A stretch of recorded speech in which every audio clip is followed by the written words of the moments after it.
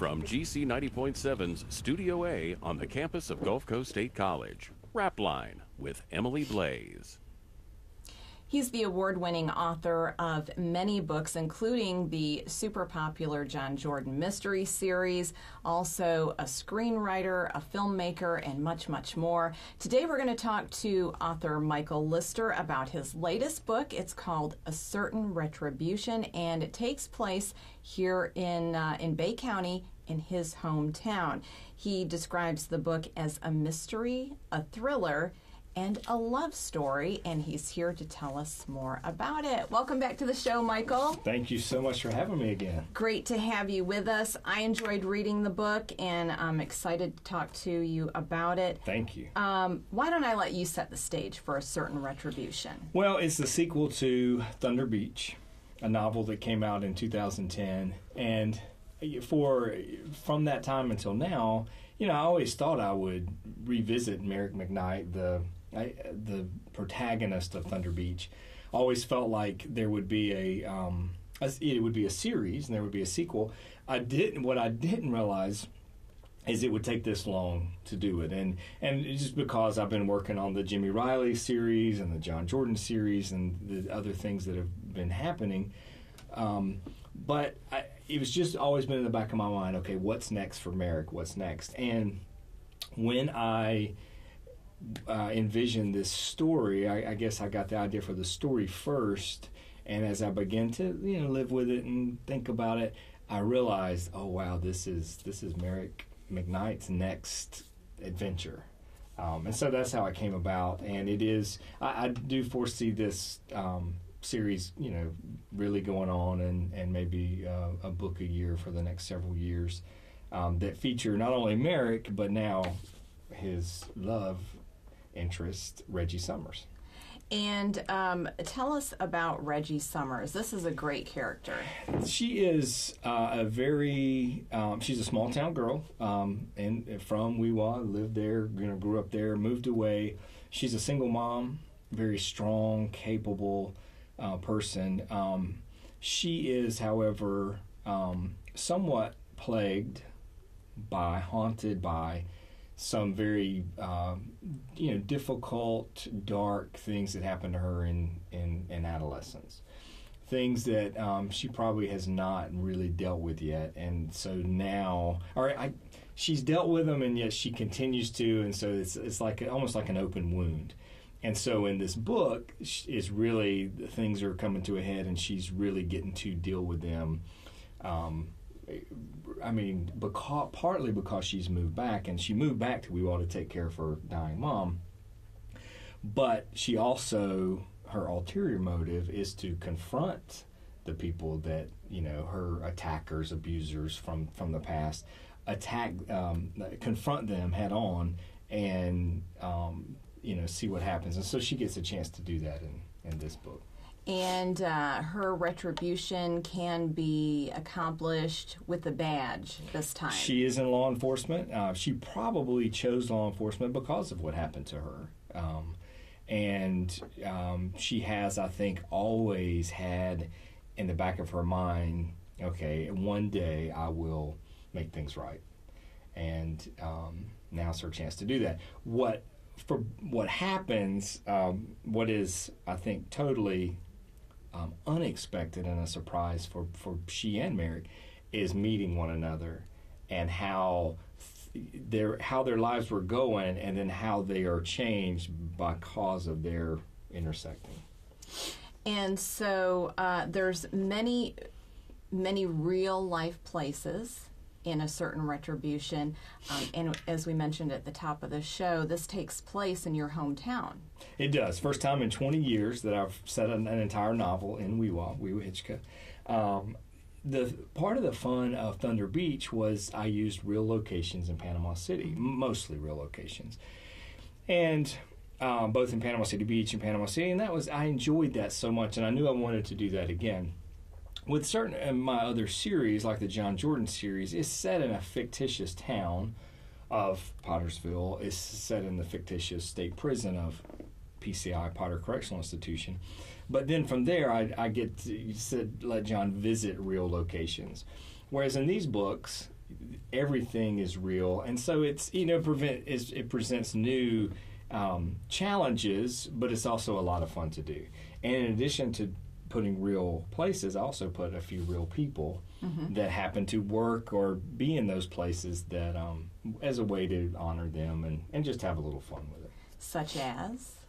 Well, one of my best friends and people I enjoy living close to the most in Wee is Mitchell Johnson, and he owns the Corner Cafe.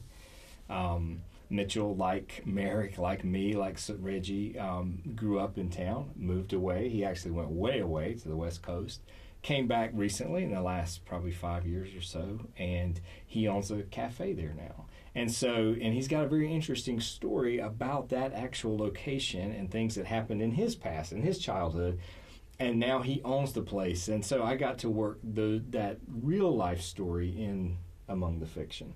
And that's just one example. There are many, both places and people, that are real, and I get to introduce my fictional characters and let them interact.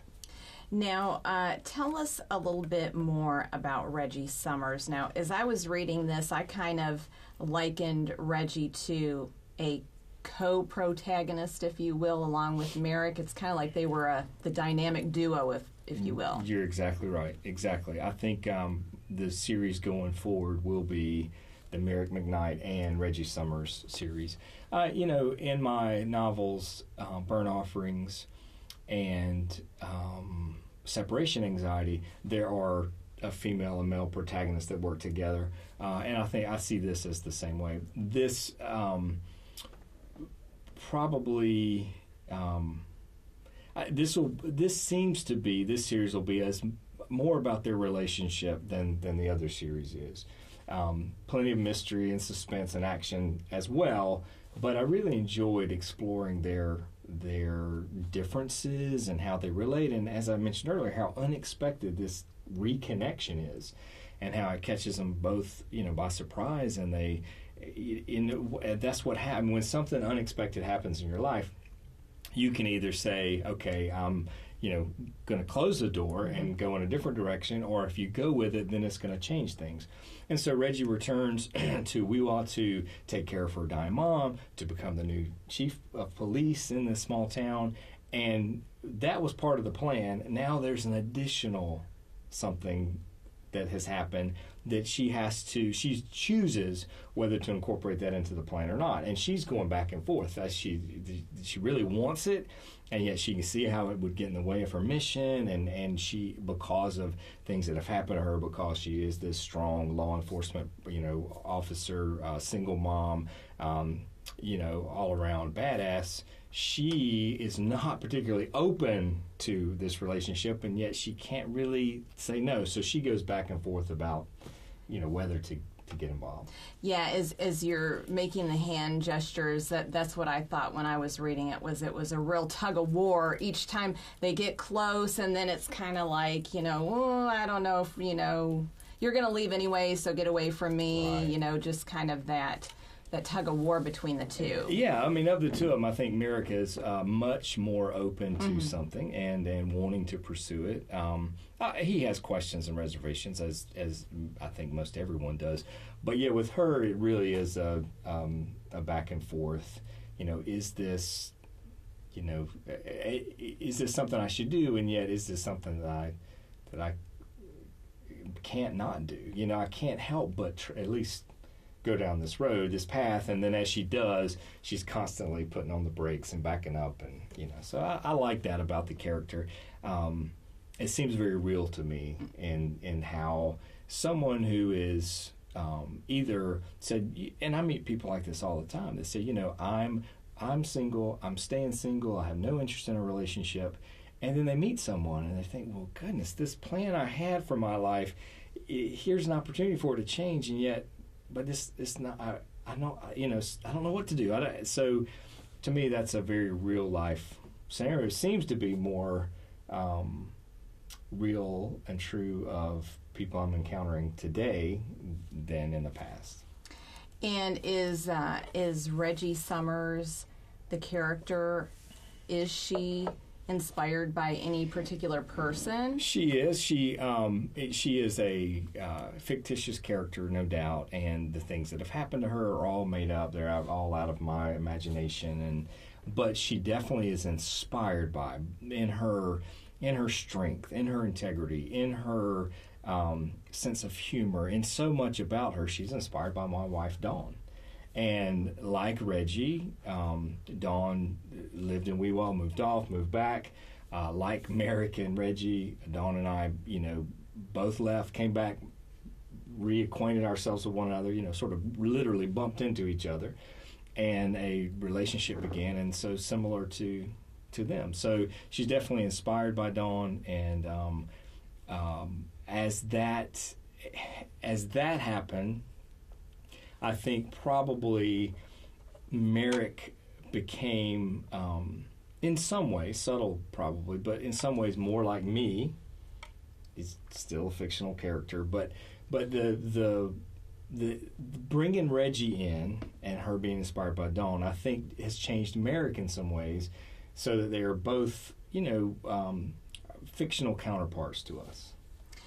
And so what does Dawn think about Reggie and where she should... Does she have any suggestions on where Reggie should move forward? Well, Dawn reads everything and gives me suggestions. She's a voracious reader, always has been, and really gives me great feedback on what works and what doesn't, what she likes. And I think she's really likes this series. I hesitate to speak for her, but I think she would say John Jordan series is still her favorite, but I think she likes Reggie. She approves of what I did, fictitiously with the character. She likes their relationship. Of course, she likes the small town and the adventure they're on, and she's a live-in consultant to this series. So well, that's great, and you can probably ask her any time of the day about anything. Anytime, day or night. And so as we're talking more and more about a certain retribution, there are, of course, murders that happen that have to be solved, and the people that are getting murdered are law enforcement. And this town in the book is just full of crooked cops and crooked county leaders. And so many might think that, well, they deserve to be killed, and it's okay. Well, that is the question, isn't it? Is there, when you think of justice, when you think of retribution, is there such thing? Can our system handle justice? I mean, do we ever achieve justice? Can an individual achieve justice? Is it okay at times for someone to take the retribution, justice into their own hands? Does it always have to be the system? Can we ever achieve any kind of justice, either way? So the book explores those things a little bit. The, cops that are being killed, I should say that, the sheriff of Gulf County right now is a great friend of mine. We graduated high school together. He was the primary law enforcement consultant, not only on this book, but most of my books. He's the one that I can ask questions all the time, and he is a great, and he's a man of integrity and is doing a great job. This is not based on, it is a fictitious version of these officers. But anyone in power has a particular opportunity to abuse that power. And we see that all the time. Politics, religion, law enforcement. And so it's just a case of this person who is bent, and he's multifaceted. He's not just a bad guy. There's a lot of facets to him.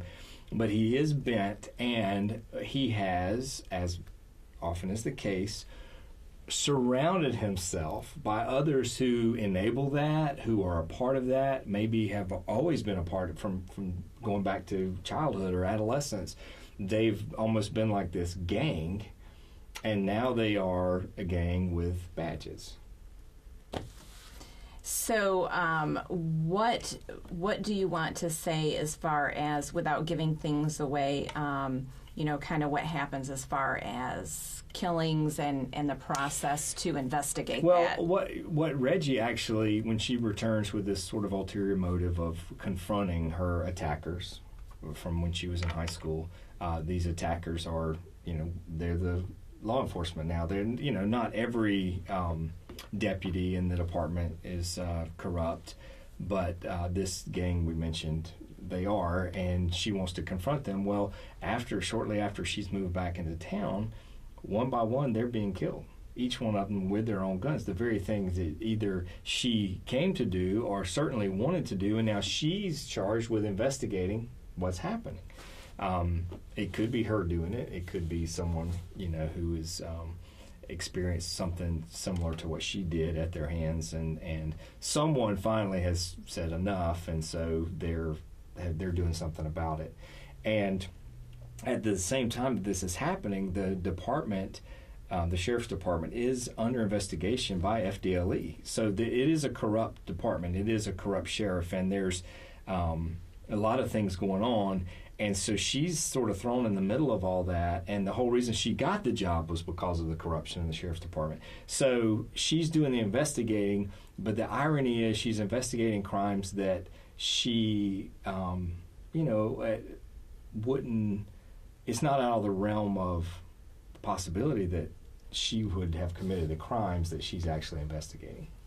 And as you mentioned, that simultaneous FDLE investigation into the sheriff there in Weewa in the book, to make it look as if he's on the up and up, he invites Merrick McKnight in and kind of gives him carte blanche to supposedly cover the investigation alongside his department. Yeah, I mean, he says to Merrick, they went to high school together, grew up, and know each other well. And so he says to him, hey, I have nothing to hide.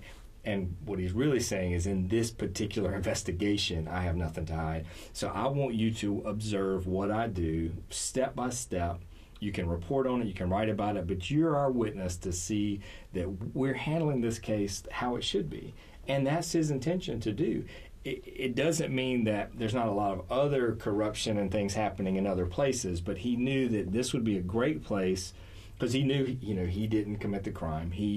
So inviting Merrick in was for that reason. And he's this sheriff is he's very manipulative, very slick, and it struck me as something that type of person would do. Oh, I'm an open book. Come in and look. And what they're saying is, look at this. Don't look at anything else. But as a really, instead of him just being on the defensive, is him going on the offensive to say, I am a good sheriff, and I do have a clean department, and I can be trusted, and you should reelect me, and that kind of thing. So let's talk a little bit more about the town of Weewa, and of course the book, as you mentioned, is set there in Weewa, and we get to visit real life places, get to meet some real life people, and a cameo appearance by author Michael Lister as well in the book. And I think that might be the first time I've read that in your books. Definitely is the first time. I did it for a number of reasons. One, I thought it was just fun because I was putting other real people in the book, many of whom asked to be, when they heard I was doing it, asked to be in it. Others, it just like when we're at the corner cafe, I was like, why not put Mitchell in it? And since I'm often there getting breakfast or lunch or whatever, that would be a great place for me to just say hey to Mitchell and us interact a little bit, and have Merrick mention something about, he's doing this reporting but what he would like to do one day is maybe write novels. So he just says, hey, I really would like his job. And then the other reason I did it, in addition to sort of the wink and the fun and there being these other real people, I thought, let me remind my readers that even if there's certain ideas and thoughts and things about Merrick that are similar to me, he is not me. And so by putting myself in that scene, it was like, okay, here is Merrick and there is Michael, and they're not the same person. Right.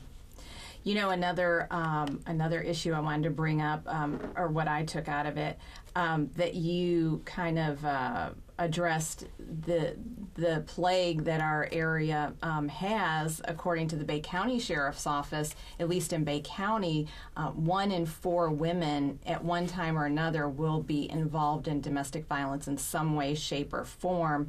And there is a little bit of domestic violence in Reggie's family. Her sister is in a bad situation. Well, it goes back to what we talked about earlier, which is when someone has power or authority, that is the opportunity for abuse.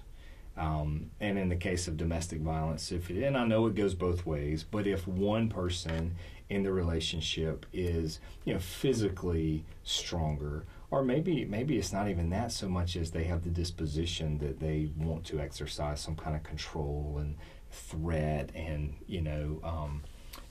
use violence for control or fear, it is a problem, but not just in Bay County and not just in Gulf County, but everywhere. We're probably the story of human history more than anything else is the abuse of power, the abuse of, anybody. And that, to me, what reveals character more than anything else is when you're put in that type of position. When you have the power in the relationship, in the situation, and how do you handle it? Are you gracious, and, do you take care of those who are weaker, who are, more at risk and need more, or do you take advantage of it? And we see all the time where politicians do it, where ministers do it, where law enforcement officers do it, but we also see it in households, and not just a man or a husband, abusing a wife, but children, and then occasionally a wife or mom abusing children. But that's what it comes down to, is the exercise of power or authority over someone to exert control, to exert fear. I think there's other parts of the world where it's far, far worse. It's to such an extreme that we don't even really think of it as domestic violence or abuse because it's so much a part of the culture. But it's something that we continually need to shed light on and to, bring attention to. And when I wrote it in the book, there was just a natural, that's just how it came out. I wasn't like, I need to address domestic violence or anything like that. It just happened. Yeah, I mean, these people are so real to me. Reggie's sister and her husband and their dynamic, and why her sister can't help out with her dying mom more and all that was just, but it probably did occur to me because of how, unfortunately, how rampant it is and how often you do encounter, and the obvious reaction, people say, well, why didn't somebody leave? Why don't they get out of the situation? And, it's just, there's so much to it psychologically and emotionally, and it's such a difficult situation. Those of us outside of it, should do all we can to, if we're aware of it, to try to intervene, try to help. But the whole thing is extremely difficult. And again, coming back to that central focus of power, and Reggie Summers has the power in this book. How will she use it? Will she exact retribution? Read it and find out.